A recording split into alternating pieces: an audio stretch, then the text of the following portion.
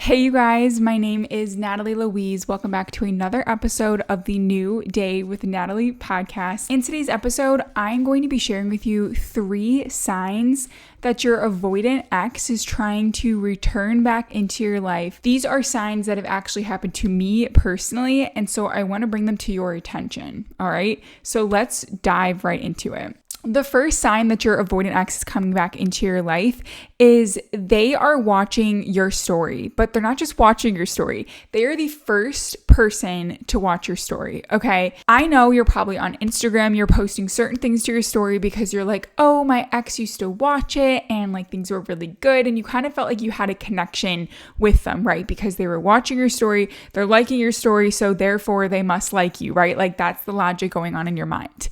Well, when they are the first person to watch your story, they are now your biggest fan, okay? And it doesn't matter what time you're posting, they're always there and they're always watching first, okay? This is the subtle sign that they are trying to understand what is going on in your life. What are the updates? Are you a new person? What's going on? Is it safe for them to re-enter into your life, okay?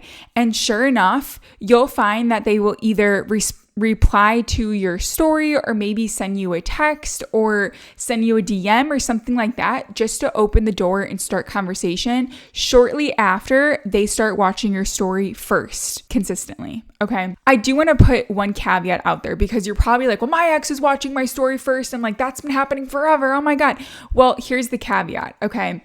Your ex has to go through a period of not contacting you, of not watching your story, of doing absolutely nothing around you for a period of time. In order for them to come back to you, they need to rejoice and have their own time to be by themselves, to gain back their sense of control, to do their own thing. And then when they do feel safe enough, when they do feel like, okay, my life is under control again, I just need some more substance, I just need some more connection, that's typically when they return back to you and try to get some sort of connection from you.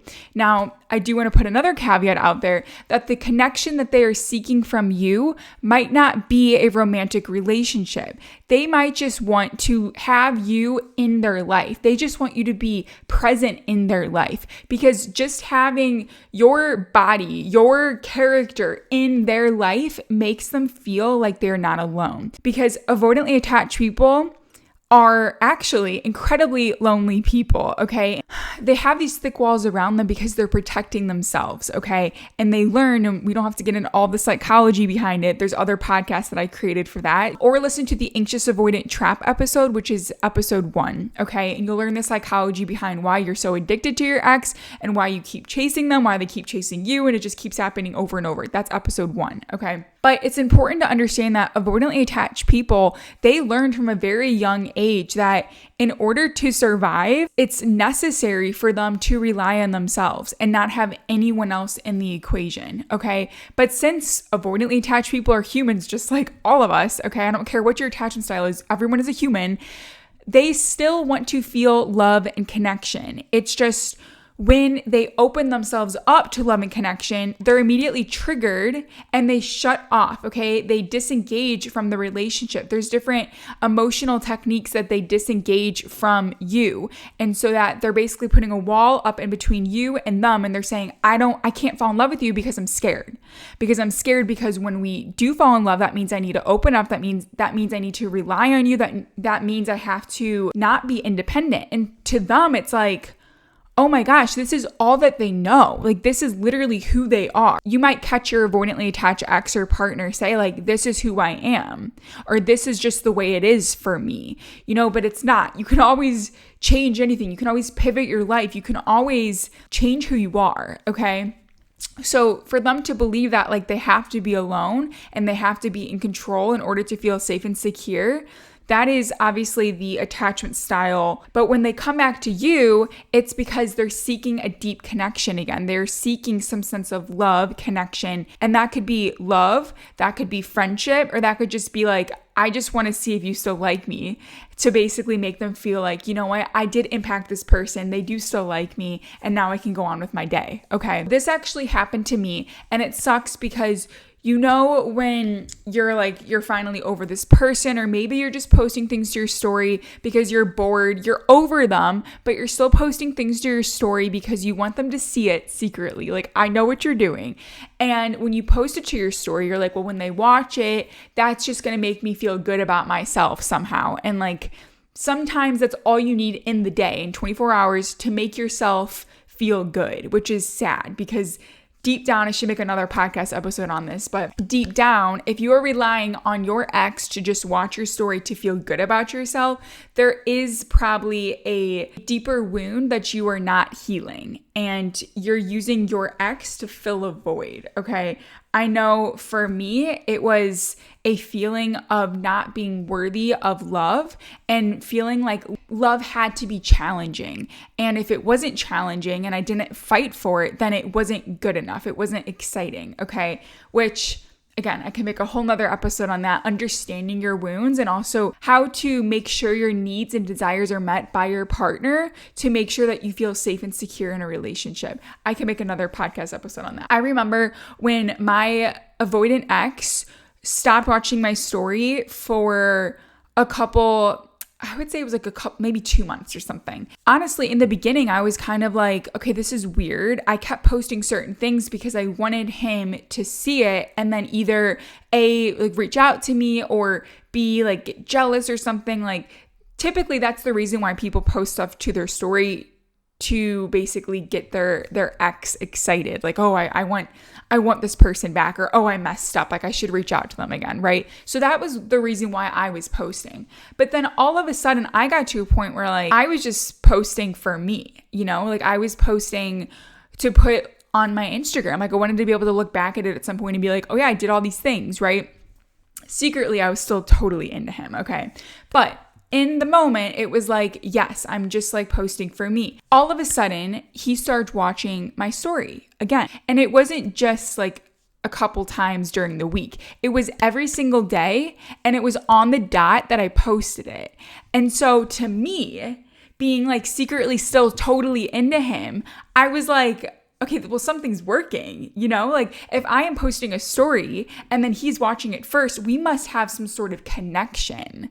And so I kept doing it because in just doing that act of posting and having them watch it, it was an addictive cycle, and it's not healthy at all. Okay. And secretly, if you understand the reason why you're addicted to having your ex just view your story and you putting on some sort of show to capture a story to make that process happen again so you can get some sort of dopamine hit from that in itself is toxic, right? That's an unhealthy behavior. And honestly, there's a wound that has not been healed within you.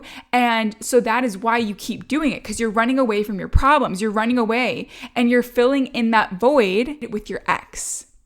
Does that make sense? I kept posting, and sure enough, he kept liking my stories. He kept watching them, obviously. And then sometimes he would respond to the stories too. So I just thought this was very interesting because it almost became a game to me. I was like, okay. And I wasn't actually collecting data, but I was like, if I put on a certain song in the back of certain stories, or if I take a picture of the sunset, or if I take a picture of food, he would always respond to certain types of photos or certain types of videos. And it's I was so delusional that I would start to post certain things because I'm like, I know he's going to respond to this. And so I need to post this, not just for me, but so that he will see it and will respond. And that behavior in itself is it's literally so unhealthy.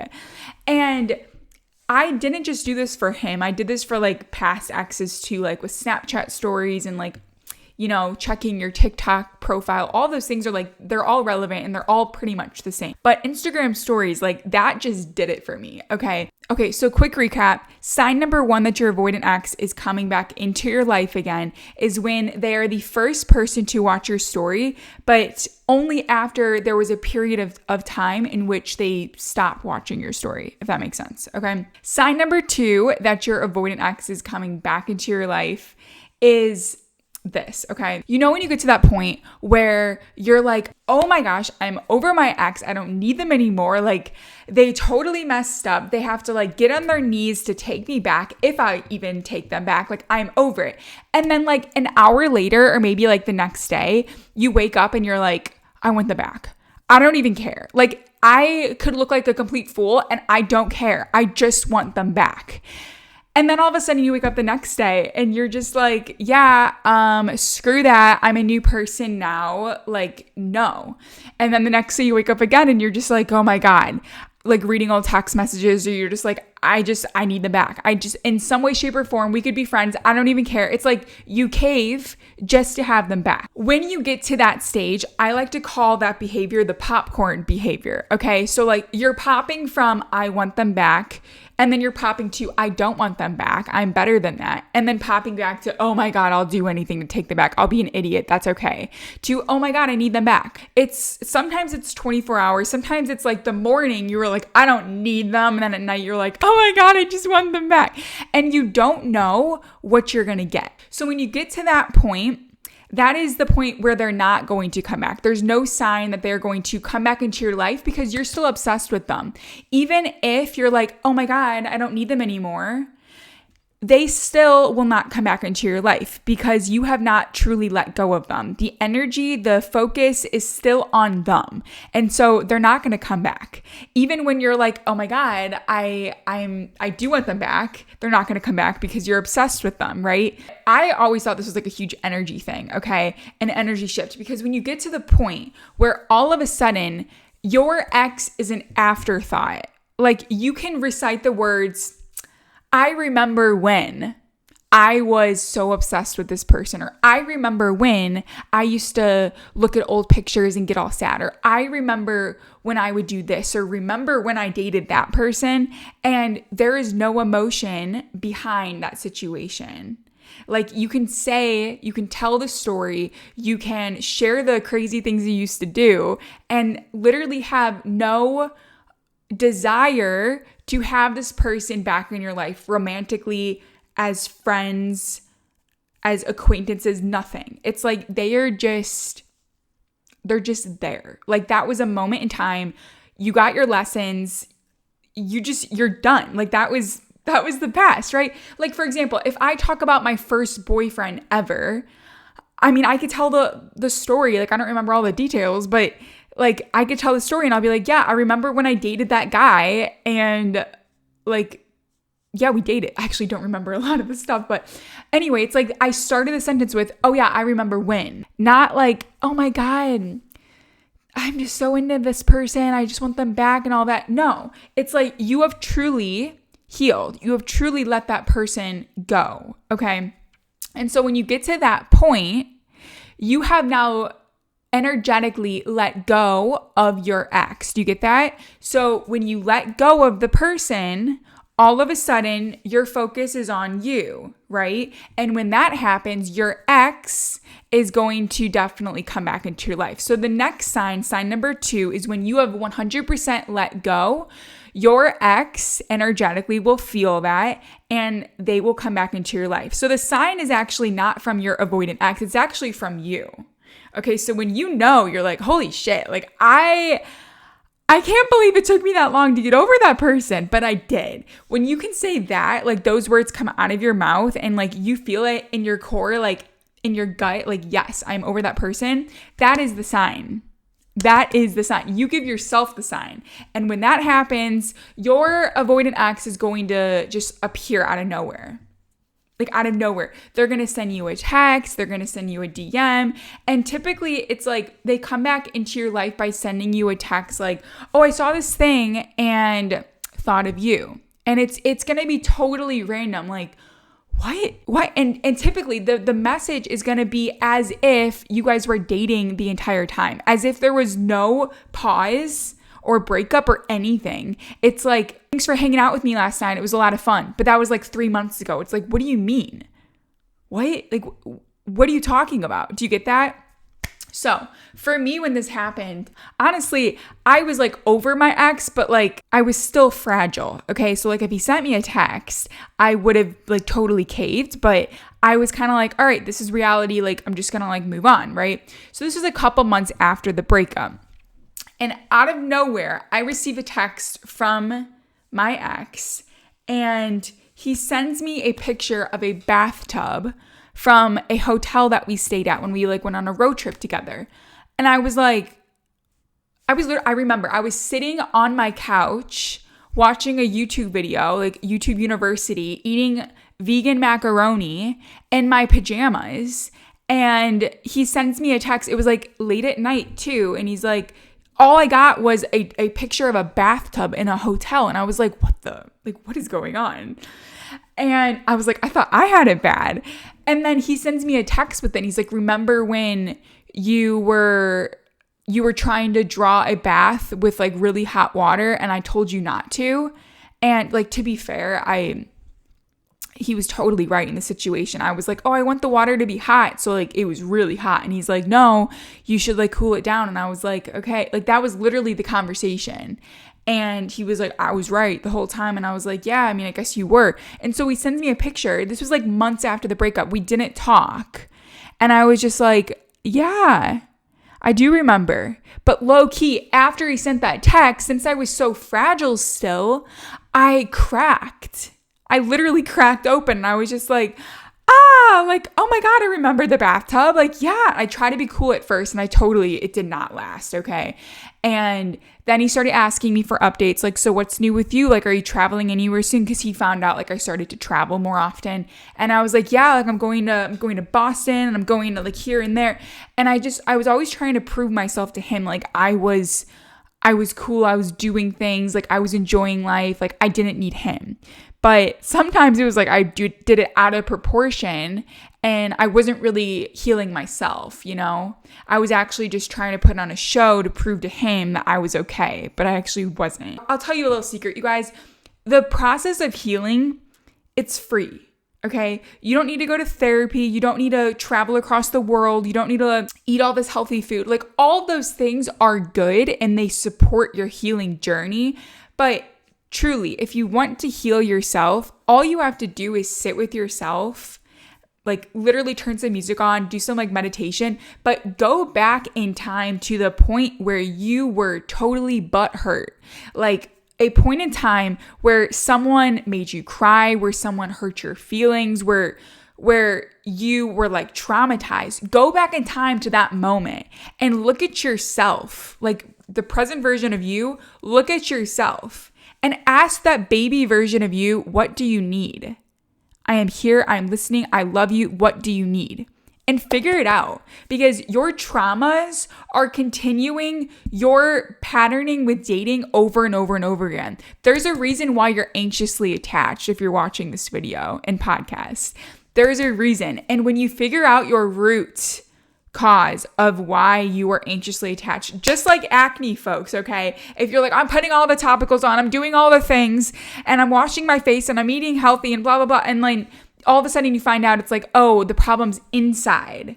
It doesn't matter how many topicals you put on your face. It matters if you fix your goddamn gut, and you start taking probiotics, and you start eating healthy and balancing your hormones. It's all the stuff inside, right? Same thing with self-love and healing your attachment style, okay? To become more secure. You can go to therapy, you can travel around the world, you can show off, you can date all these people. It doesn't really matter. Like, yeah, those things are great, but once you actually look inside you and you realize like, oh my gosh, I have some really painful wounds that I never looked at.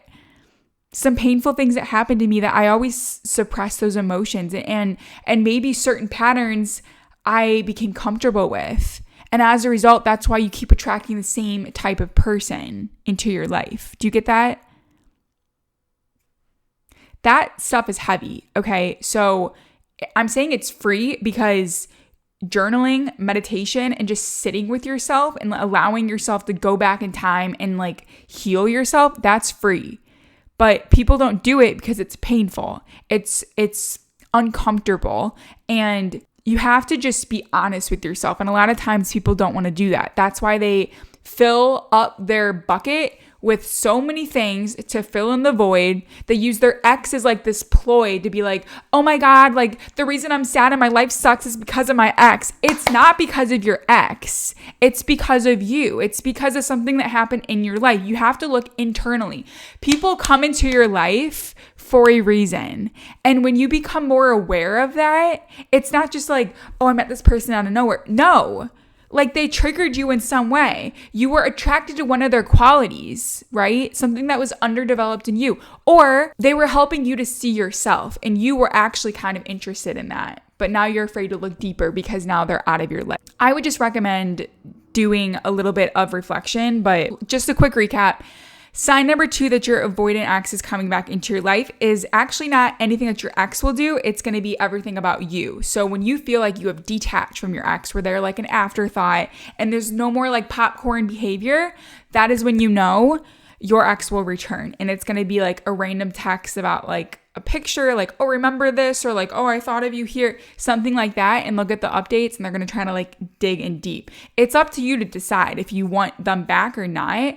I would recommend making sure you understand what went wrong and then how you can solve that for next time. And then also like actually stating your needs and desires to your partner and making sure that they are aware and that they actually want to meet your needs and desires and vice versa. Like, what are their needs and desires? Can they actually be vulnerable? That's scary for avoidantly attached people, but like, can they say like, this is what I feel. I need space, but I want to be with you. So like, can you do that for me? And as an anxious, like, yeah, you can. It's just you need to have a heads up of when they are going to be there and have some level of consistency. I'll make another podcast on this. I could talk about this forever. But anyway, sign number 3 that your avoidant ex is trying to come back into your life is actually watching their behavior on social media. Okay. So typically when an avoidantly attached person goes through a breakup, their breakup healing process is much different than the anxious attacher, okay? So the first stage for an avoidant attacher after the breakup is rejoicing. They are happy, they are excited, they're like, finally, like I can breathe, okay? It basically, the end of the relationship with you, I'm assuming you're anxiously attached, they felt so overwhelmed, so stuck and suffocated by you, not because of who you are, but because of the psychology behind attachment theory, okay? So every time you guys hung out, they felt so suffocated because they lost their ability to be independent. They lost their ability to control their life, their schedule, their time because they were with you, right? And if you guys like moved in together or if you were starting to go over to their place more often, all of a sudden it's like things are not in the same place within their apartment. Like tiny little things like that, they would freak out and be like, well, when I lived alone, I always had complete control over my apartment being clean and all the things being in their right place. But when you came over, all of a sudden things started changing and that freaks them out, okay? Typically they go through the rejoicing phase and rejoicing for them or just like celebration means I am free, okay? So like imagine this. Imagine it's finals week, okay? And you have been studying for like hours on an exam that you are like, you have to pass, otherwise you flunk out of the class, okay? And you have to take it all over. So there's like mega pressure. You feel like you have no time for anything that you want to do because you're stuck studying. And when you are studying, it's like you enjoy the subject, but it's like it feels so forced because you have to pass. And you basically lock yourself up in a library and you're not enjoying yourself, right? All of a sudden you take the exam, you find out you passed. You were like, I am free. Like, this is amazing. And you are rejoicing. You were happy. You're like, I am done. What are you going to do? Like, imagine you're in that scenario. What are you going to do? Do you think you're going to go right back to the library and start studying again? No. Right? No, you'd probably go hit the bar or you'd go hit a club or you'd go out for dinner and celebrate. You'd go hang out with your friends. Like you would do something to celebrate and just be out of there, right? Because you felt so stuck studying. That is how the avoidantly attached person feels after the breakup. They feel like, oh my God, I can't be myself. I can't be my own person. I am stuck. I just want to go out. I just want to like go back to like focusing on my business. I just want to focus on my health and like eat what I want to eat and not have you force me to take you out to dinner. Like, oh my God, all these things. And so what they do is cut the cord. And like, I made a whole nother podcast episode on why an avoidantly attached person might end things and talking about the anxious avoidant trap. Again, that's episode 1.